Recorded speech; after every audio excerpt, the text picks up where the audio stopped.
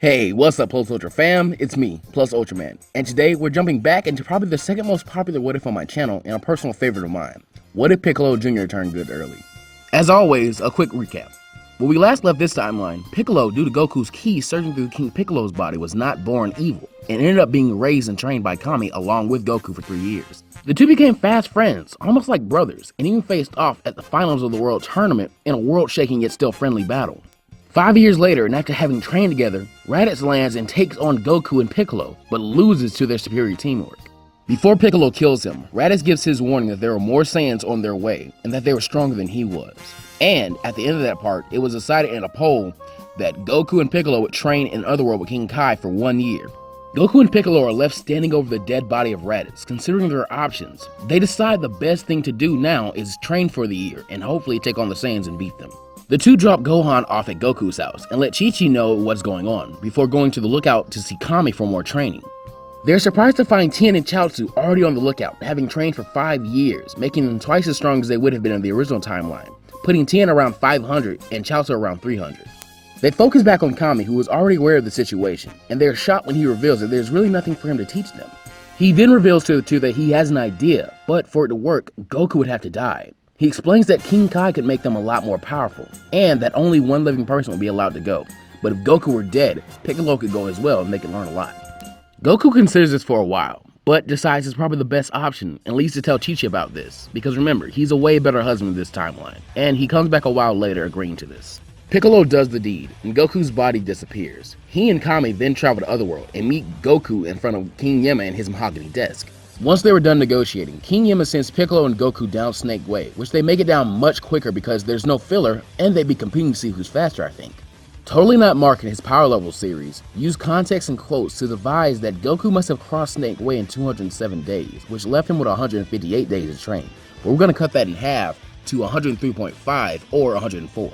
That leaves Goku and Piccolo 262 days to train in this timeline. Once they arrive on King Kai's planet, Goku and Piccolo try to adjust to 10 times Earth's gravity, and they pass the joke test and begin their grueling training to learn King Kai's techniques. Back on Earth, Tien and Chaozu continue their training with Kami with much more gusto, knowing there was an impending threat pushing them even harder than ever before. Tien, now being the strongest man on Earth, takes control of the Z-Fighters and pushes Krillin and Yamcha as hard as he can once they arrive. He by no means wants to get left behind by Goku and Piccolo again, and I think everyone on Earth will become twice as strong as they were in the original timeline. This puts Krillin at 3,540, Yamcha at 2,960, Yajirobe at 1,940, and because they've been training harder for longer, I'm going to put Tien at 4,000 and Chaozu at 1,500. Now I'm sure a lot of you are wondering, why are they not using the Room Spirit in Time? And they do consider it, but remember, this was at a point in time where the Room of Spirit in Time was extremely dangerous, and at the moment, Kami knows none of the Earthlings are ready for it.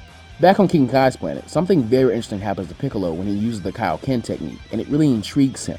It's discovered that Piccolo can maintain the technique a lot longer and stronger than Goku can. Consider this, the Kaioken is a dangerous technique for Goku because his body is tearing itself apart, but to a Namekian, the injuries of a Saiyan body like torn muscles aren't really that bad. They can regrow whole limbs. Cell was only part Namekian, yet he could regenerate his entire body. This isn't confirmed to be possible for Piccolo, but I think that it could theoretically be possible. This means that Kaioken is a much more beneficial technique for Piccolo than Goku. That being said, it's still a dangerous technique and eats up a lot of ki, but Goku has the idea of having Piccolo use the technique for as long as possible until he can maintain it with little strain. Piccolo likes that idea, and this is done but at the mercy of Piccolo's proficiency with the Spirit Bomb technique. Now in the original timeline, Goku got almost 20 times stronger in 150 days on King Kai's. In this timeline, he has 262 days and a training partner, so I'm going to give them both a 25 times increase here. We also have to take into account that in this timeline, Goku and Piccolo are stronger when they get King Kai's. Goku was at 640 and Piccolo was at 590.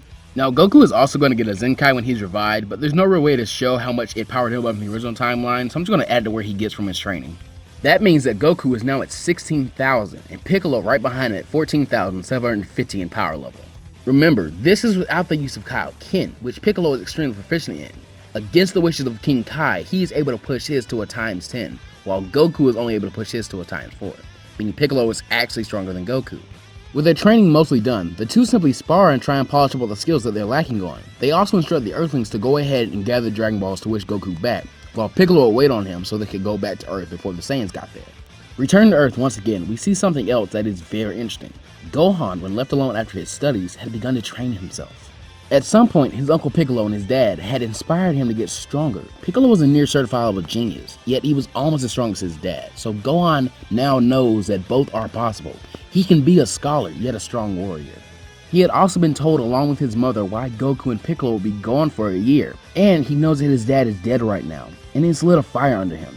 But this isn't real training with a master though. Gohan is simply doing push-ups and sit-ups in his room alone when Chi-Chi isn't there. He is getting a bit stronger, but he's going to be nowhere near the level he needs to be to even get on the field to fight the Saiyans. Yet he doesn't really know this. Gohan has a lot more latent potential in this timeline than the original because remember, Goku was stronger when he had him. So because of this, his strength comes a bit more naturally and he's a bit more cocky. Goku is revived and he and Piccolo make it down Snake Way. The day the Saiyans arrive, the Z Fighters meet them to take them on, and Goku and Piccolo are on time. They keep their power levels down low enough to seem just a tad bit stronger than Tien, which surprises Vegeta and Nappa, but they don't worry too much seeing as how they're just barely strong enough to be much trouble for them. But this brings a question to the older Saiyans. What is a Namekian doing here on Earth? Which confuses Piccolo and sends him reeling at the realization that he, like his brother Goku, is an alien. Piccolo gets no time to process this, however, as Nappa begins to plan an army of Cybermen and the Z-Fighters begin fighting them off while Vegeta and Nappa sit back to enjoy the carnage. The Z-Fighters have an easy enough time taking out Cybermen individually, but soon their superior numbers begin to overwhelm them, and even Goku and Piccolo are forced to gradually reveal more and more of their power.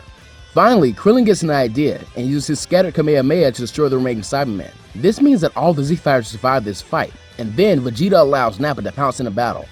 Nappa and Tien face off. Tien being pretty close to Nappa's suppressed power allows them to have a pretty even fight, until Nappa gradually lets loose, and the rest of the Earthlings are forced to step in to try and help. Seeing this causes Vegeta to smirk, and he blasts forward towards Goku so he can assert his dominance over the younger Saiyan. Piccolo follows after the two to engage in battle with them. Vegeta reveals that he knows that Goku and Piccolo must be stronger than what they were letting on, but is shocked when the two nod to each other and let loose, revealing their true powers, being eerily close to Vegeta's, and anger him enough to destroy his scouter. The gap in power is just wide enough for Goku to be able to contend with Vegeta by using his superior martial arts skills, while Piccolo just tries to support him as much as he can. Goku isn't too keen on using the Kaioken, knowing that he would easily overpower Vegeta and really get no actual fight from it. While the idea isn't too appealing to Goku, Piccolo on the other hand does want a challenge, but is not willing to risk his or Kami's life to get it, and is just making sure that the Z-Fighters survive this battle. Back on the Earthling side of the battlefield, Nappa finally reveals his true power, and he's beginning to dominate the Earthlings and ruthlessly attack them with intent to kill. Tien tries to block an attack, but accidentally has his arm sliced clean through by Nappa. This shocks and angers Chaozu, and he flies forward and latches onto the big brute's back before detonating himself to take him out. Sadly, this attack does little to nothing, Nappa noting that it stung a bit but nothing else. Enraged, Tien, Krillin, and Yamcha combine their attacks, but still to little avail. Goku and Piccolo notice these events with horror in their eyes, and Goku sends Piccolo over to help the Earthlings with Nappa. The Namekian nods and zooms over. Piccolo tries to remind Tien that Chaozu could be revived with the Dragon Balls to calm him, but he does not know that Chaozu has died once before, and this makes Tien even angrier. A confused Nappa with his scouter still intact comments that there's nothing left of the little runt to revive, to which Piccolo comments that with the Dragon Balls, anything was possible, and flies in to attack Nappa. Piccolo and the other Z-Fighters begin to easily overwhelm Nappa through superior strength in numbers. Vegeta notices this and does nothing to help, and Nappa begins trying to take out the weaker Z-Fighters with Ki Blast, but Piccolo uses the Kaioken in quick bursts and zooms in front of them, tanking them and deflecting them until growing tired of the charade.